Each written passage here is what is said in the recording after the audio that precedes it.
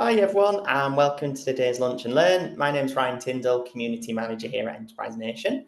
For those of you attending Lunch and Learn for the first time, Enterprise Nation is a vibrant community for startups and small businesses. Today's Lunch and Learn session is brought in partnership with Constant Contact. They provide email and digital marketing solutions to help small firms stand out and grow. So we've teamed up with Constant Contact as the great supporters of small businesses. And I'm pleased to introduce Alison Metcalfe, who's a freelance retail stock specialist, and she's going to guide you through the 10 crucial considerations for deciding whether to promote or not during Black Friday and Christmas. So if you've got any questions throughout the webinar, post them in the chat and we'll do the best to answer them all at the end. Today's session is recorded and we'll send up a follow-up email with the recording. So over to you, Alison. Hi, so let me just introduce myself now. So I'm Alison and I've worked in retail for just over 20 years, mostly in corporate companies, so big retailers, and now in the last couple of years as a freelancer. I called myself a retail stock specialist, but actually I'm a merchandiser. A lot of people don't know what merchandisers do, so that's why I've kind of left that off the title. But essentially my job is to make sure you get the right stock in the right place at the right time, and the reason to do that is essentially to make more profit for the company. So what I do now is I help smaller companies to become more profitable. So today there we go. So today my key is to help everybody understand what to consider when deciding whether to promote, the importance of planning and reacting to trade. So I'm going to go straight in there. I've grouped the 10 considerations into 3 boxes: the KPI impacts, supply chain impacts, and external impacts. So I'm going to take some of them you have to kind of talk about together, and some of them you can talk about a little bit separately. So I will be jumping around a little bit because in retail you can't really separate one without the other. So I'll try my best to be as clear as I can. So if you're in a big retail company, they were saying this to Ryan at the beginning of before everyone joined, most companies will have done their Black Friday and Christmas planning by now. They will have already, by September, have put plans in place, what they think they're going to promote, what they're not going to promote, etc., because it's quite a big event, obviously, and you really need to make sure you're hitting your sales margins and stock levels. So I'm going to take you through, first of all, sales. So one of the things to consider when you're thinking about whether to promote or not in Black Friday through Christmas and then into January sales is, what are your sales doing? So hopefully you should have a plan when you bought the beginning of the season, whether you're going to do the same as last year. You know, some people say plus 10% or plus 5% on last year, or sometimes you might think actually last year was a bumpy year, possibly not going to do as much as that. Maybe we're going to do slightly less than that. So you will have bought your stock accordingly to what you think you're going to achieve. So now is the time, if you haven't done it already, to look at how well your sales are going. So you'll have a look and see whether you've increased sales on your plan, how it is on last year, and also your margin. So have you had to drive a lot of, sales through promotions? Have you already, because it's obviously a very tough market out there. What margin have you bought the product at? Do you have much margin to promote? What have you paid your supplier for your product? So that's something you'll be looking at. How well is your margin been doing? So there's 2 ways to look at margin. One would be what cash margin you're doing. So it might be that you've got, you've achieved your sales, but your margin cash is not coming through so well. And one is the percentage margin. So you might have kept your percentage margin, so be it, 55%, for example, on your product, but actually your cash, because the sales haven't come through, is not doing as well. So if you promote, you will take more cash margin, but your percentage will drop. So it's about making, what margin do you need to achieve to do your sales? And you can't think about what you might promote or not without thinking about stock. So one of the big things about stock is, how much stock have you got?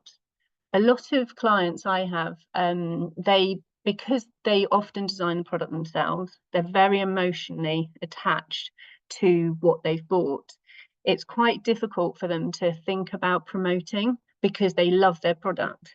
But you know, if a company's been selling for say 5 years, if you haven't done any clearance or promotions at that time, you will have had 5 years worth of stock build up. And essentially what happens if you just let the stock build up and you don't really tackle the stock that's not selling, you'll get to a point where you can't afford the next season's stock because all your money's caught up in the old stock that the customers aren't buying anymore. So at the beginning, it's, you know, there's not much old stock, but as you go through year after year, this will become a problem. And this is when the banks say, well, you've got a lot of stock, you need to sell what you've got. But if you've not cleared the stock that the customer doesn't want, you're basically building a stock mountain. And not only that, the impact on margin is you're paying the warehouse, you know, the logistics cost to store this stock. So it's going to be costing you a lot of money. So they're the 3 KPI impacts to think about when you're coming up to this period of time, about what you've done and what you think you're going to do. So talking about then the supply chain impacts, again, this is something I was talking to Ryan about, capacity. This is quite a big consideration. My last company was John Lewis, and we were planning Black Friday, and they had to think about capacity. One, not only within in the warehouse, but 2, what capacity we could have in terms of our IT e-commerce store, because of the number of people coming through. We had to put in place loads of tech solutions to make sure that the website didn't crash. So these are the considerations to think about. One is, do you have enough people in your warehouse to pick and pack these promotions? You know, if you're going to promote every single thing, you're likely to, you know, see a massive increase in sales, but what's the impact on the delivery? But something to think about is most people are buying stock in Black Friday for Christmas. They don't need it straight away. So I've seen retailers put on messages saying, at this time of year, our deliveries are definitely slower. If you could allow us an extra few days to get your delivery pick and packed, you know, please bear with us. So that's something to think about, is what is the capacity that you can actually pick and pack on a daily basis if you are to put things into promotion. On the other side of that is returns. So when people like to buy things and it's a really good deal, they may well buy extra, especially if you're working in something like fashion where you've got lots of sizes. So they might buy 2 sizes of something and then return 1, if not more than that. So what will happen is you will see returns hugely increase if you are promoting. So I used to do black school shoes. So if you can imagine, come the end of August, beginning of September, the huge number of orders that were being placed and people panic buying, making sure they had the right, you know, so buying lots of sizes because they needed to try them on their kids and they didn't really have time to return them and get some new ones. So come the end of September, we would be in negative sales because of the huge number of returns coming in. And that really happens when you're hitting peak.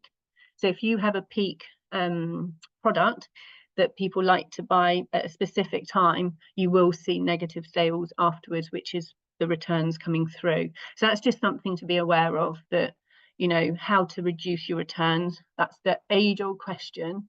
And what, you know, there's lots of things out there that can help you with that.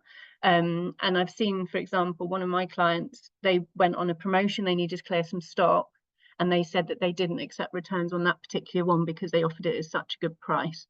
So there are many different levers you can pull to kind of try and tackle the returns. You can, you know, give an incentive to not return, etc. So that's something to think about. And then environmental, so it's sustainability. So what you need to be thinking about as well, you know, there is a huge waste going on in retail, you know, people overbuying, overbuying product, having a lot there. So it's really thinking about, you know, can you encourage people to, you know, buy product that is they're going to want to keep hold of? And in terms of, you know, do you offer anything in terms of recycling or anything like that? So that's just something to think about. And then, so not only is it kind of the waste of retail, you need to think about the supply chain. So every time someone orders to their address, you are sending a van to a different location. And that's why a lot of retailers encourage customers to go to click and collect points, because you're probably going to go to that place anyway. So you're not increasing your carbon footprint. So that's just something to think about. Is there some incentive you can encourage your customers to be better? And again, returns is an environmental the carbon footprint, because you're returning product. So it's just, again, something to think about. What would you like to offer your customers? Is there something you think you could do? And then the other thing to think about is suppliers. So we love our suppliers because they do try to do what we want them to, but they don't always all deliver on time. So if you think that your stock is not going to be here and then you promote it, it is going to disappoint people. So again, it's where is your orders? What's happening? Are your suppliers able to deliver? But on an alternative way for suppliers, if you haven't had your stock delivered and you don't really need it, so you're promoting because the stock, you can ask the supplier to hold it for next year. You know, this is something that they will do, they will consider. They do have space in their warehouse quite a lot of the time to do this. So, you know, if you've got a good working relationship with your supplier, that might be something to think about, rather than bringing stock in that you don't need. So that's just, again, part of the supply chain to think about. Then in terms of external impacts, so this one's really difficult to separate out, is customers and market. So the market is going to do what they're going to do. Like I said, John Nurse and all the big retailers will probably have a plan in place. So you are going to be competing with that market. So it's really worth thinking about what is going on in the market, because customers, they really don't have any extra money they're spending. They're not going to make loads of purchases on things they don't need. So it's, the customers will be looking for deals at this point in time. So if you're the only brand that doesn't go on promotion, your sales are going to drop. And that's, again, thinking, you know, you might decide not to because you've had a brilliant season, but you've got to be aware that your sales may well drop on the year based on what's going on externally in the marketplace. And the customers are very savvy for pricing at the moment. And then also something retailers think about is their brand. So a lot of people say that it's damaging to their brand if they do promotions. I've worked for two different types of retailers. I've worked for very discounting retailers. So back in the day in Woolworths and BHS, we were very discount driven. Customers came to expect it. But, you know, there's shops out there that do that all the time. That's their brand. You know, they all offer a very discounted price. In terms of other brands that are more premium, even the premium brands that we used to work with will put discounts on, but it tends to be their end of season stock that they'll put it on. They don't tend to do quite a lot of it. So again, it's what is your brand and what are you going to be doing? So I don't think there's any problem putting discount on old products that customers haven't really bought into. Some customers would put a sale page as an extra tab and they put it up at certain times in the year, just so that customers come in. And that very much drives different types of customers. So you don't always want your discount driven customers. They won't necessarily buy your full price stock, but your full price customers are the ones who are going to be worth more to you because they do buy at full price. So, you know, they might not want the stock because they've already been shown the stock and they didn't want it. So it's very much being aware of who your customers are, what they do with you, how they interact with you, you know, and not all of them will want the discounted product. So it's just one to think about. So the discounted customers, although they aren't worth as much in terms of margin, they are worth clearing stocks to you. Now, the reason why you need to clear your stocks at the end of the day is to keep your cash flow going. But if you can't promote and clear your stock yourself, then what you can do is talk to a jobber. So a jobber is a company like TK Maxx, for example, who sell your stock on. Some of them take your brand off if you ask them to, and they will just sell it out into different markets. You know, they might be global. They sell your product out, maybe with or without the brand, depending on what you've agreed with them. But what they will pay you will be so much less than you selling it yourself. So I always say, if you can sell it on in your own shops, either be it the e-commerce store or a location, that's always the more profitable. Then when you can't, that's when you drop the product off.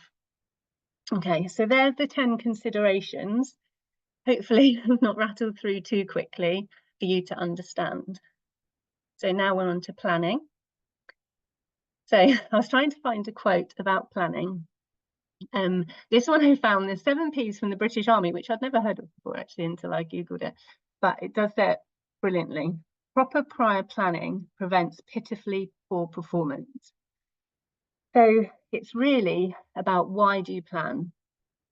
So the reason why you should at this point in time be planning is because you need to create your targets. And the reason you need to create your targets is so that you can react to trade. So if you don't know where you're going, you don't know whether your performance is good or not. And this is one of the key things. So when I say create your targets, what I'm saying is have a think about what your sales is going to be. It might be different to what you originally thought it was at the beginning of the season. You know, your sales might have adjusted. So think about what sales you want to achieve between now and Christmas. What margins you think you're going to achieve between now and Christmas, and what stock levels you need to clear, basically. And this is what any big retailers will be doing. They will be spending, you know, every Monday you have trade meetings and the teams will be going through what needs to be cleared, how much stock will be cleared in Black Friday, how much will be cleared at Christmas, and what will be cleared in January sale. The reason why retailers try to clear the product that's not selling so well in Black Friday and Christmas earlier is because you don't have to discount it as much. So, for example, now you can offer 10s, 20s, 30% off. By January sale, really the customer reacts to 50% off, or 30s, 40s, 50s. So what you're trying to do is drive your sales before you have to do deeper discounts, which means that you'll make more margin. So that's what the big retailers will be looking at, how much what they need to promote now with the capacity they have to make sure that their January sale isn't reducing the margin too much.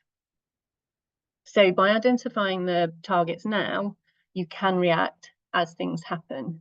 So it helps you identify your external impacts early.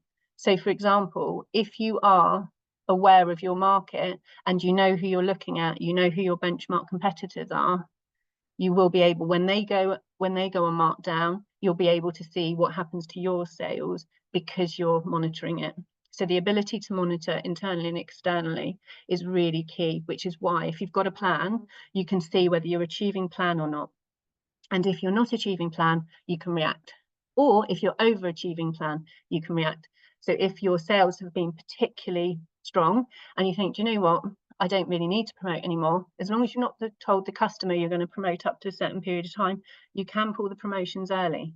Or if, you know, the 10% isn't working because everybody else is at 20%, then you can go to further discount.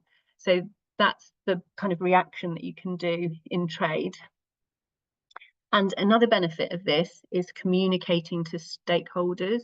So you will have either an internal marketing team, an agency out externally, you've got your own warehousing team, you have everybody, you know, trying to sell your product in the best way possible. If you've got a plan, I would communicate that to your stakeholders so everybody's very clear on what you're trying to achieve.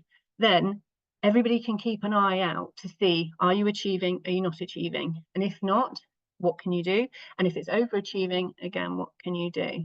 So this is really key to make sure that your stakeholders understand what you're planning to do so that they know what's coming.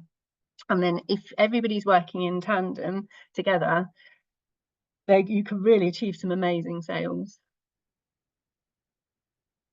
Okay, so this is reaction. So what should you be doing? You're in the thick of Black Friday. What exactly will you be doing? So on a daily basis, and I mean daily, you know, you should be reviewing your KPIs metrics because it's only a couple of weeks that Black Friday is promoted. You know, a lot of retailers maybe go the week before Black Friday and then it goes up to Cyber Monday. which is, you know, and then some go to middle of that week. So it's literally only that short period of time, just looking at what your KPIs are, or the metrics you're selling, so again, your sales, your margin, your stock, what's happening with all of that. That's when, by keeping an eye on your metrics, you can amend your any promotions that you've got. You can decide whether to go up or down. Also, what retailers will be doing will be creating an action plan for December. So they will know what's worked, what hasn't, which in turn will give them a really good idea of what's going to happen in December, and they will be earmarking lines for the January sale. So it might be that they decide to launch the January sale a week early because their lines weren't successful, or they find that actually they've cleared through more than they want to, so they don't have to promote it until the end. Not promote it, sorry, clear it out at the end. So yeah, that's basically what you should be doing. You should be looking at your sales, your margins and your stocks every day, checking what's happening and making sure that everything's going through the capacity, you know, the warehouse are keeping up, that everybody's being communicated to, everybody's understanding what needs to go through. So that's what you should be doing for Black Friday. So in summary, you need to start planning Black Friday and Christmas now. And that's because the big corporate companies will have already done it.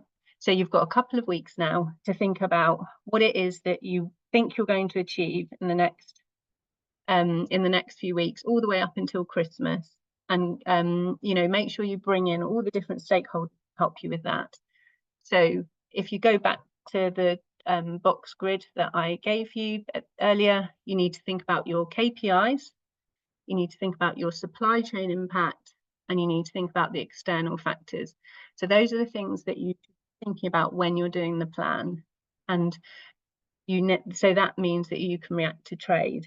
So by reacting to trade, you will be adjusting as you go through the season, as the customers tell you what they like and what they don't like. So by doing this, you will optimize your sales, stock and margin. You'll have a clear view on what worked and what didn't work. And what you then do by the end of the season is you think about your lessons learned, what worked well, what didn't, so that for next year, you're clear on what you're going to be doing. And hopefully you should start the planning a little bit earlier. So yeah, so I'm finished slightly a little bit earlier for questions. So I don't know if anybody had any questions at that time. Yeah. Thank you, Alison. That was really useful. And I think it was funny, Alison and I were chatting before, and I was just saying, gosh, there's so many things that you don't see from like a customer's point of view. So yeah, that's brilliant. So Alison, yeah, a couple of questions. So Samson is asking, is it advisable to launch a fashion brand in December just to avoid Black Friday, or push it to next year? I think it just depends what your strategy is. So everybody loves a bit of newness. I've actually seen new product work so well in December because their customers are a bit bored of what they've seen probably since September. So I don't think there's any problem launching it when customers are shopping. If you don't launch it in December, I would say January is not really a time when people shop. You've really got to wait then until probably mid-February to end of February, because people just aren't going to be spending the money in January. So you actually, if you launch in December, you're actually at the biggest footfall of the year for customers to look. So, you know, you will, you know, I don't think it's a bad thing. Yeah, I mean, it might be that you want to do introductory offers as well, because if everybody's on market, you know, on the market going reducing and you're against that, you might want to do a bit of an introductory offer, you know, to get your customers in. But no, I don't think that's a bad idea to launch in December, to be fair. Cool, thank you, Alison. Okay, yeah, that's really useful. Zena is asking, I have a tourism business to go to tropical places like Zanzibar. What would you advise for this type of business? So from a personal point of view, a lot of the time I think about buying travel stuff in January because the market generally goes in January. So a lot of the flights like BA and you know, EasyJet, all of those guys generally go in January. I think it's about mid-Jan, and it's so they will offer certain periods. So again, this goes back to looking at your market. You definitely can promote because, you know, people might want to buy Christmas presents for people. They say, I bought you a, you know, we bought our girls, we took them to Disney World this year, which was amazing. So we told them at Christmas that was their Christmas present for the year. So, you know, again, it is peak when everybody's thinking about things. I'm not sure how many people are interested in buying holidays at this time of year. They're more interested in products for Christmas that are going to sit under the Christmas tree. So again, I would keep an eye on the market, but there are deals usually in Black Friday from everybody. So yeah, it might be a short period of time you might want to consider. Yeah, brilliant. Okay, yeah, that is great. Thank you. Okay, oh, we've got one from Julie saying she's also a freelance merchandiser. She just started this year after 30 years in head office roles, so she wants to connect later and ask advice.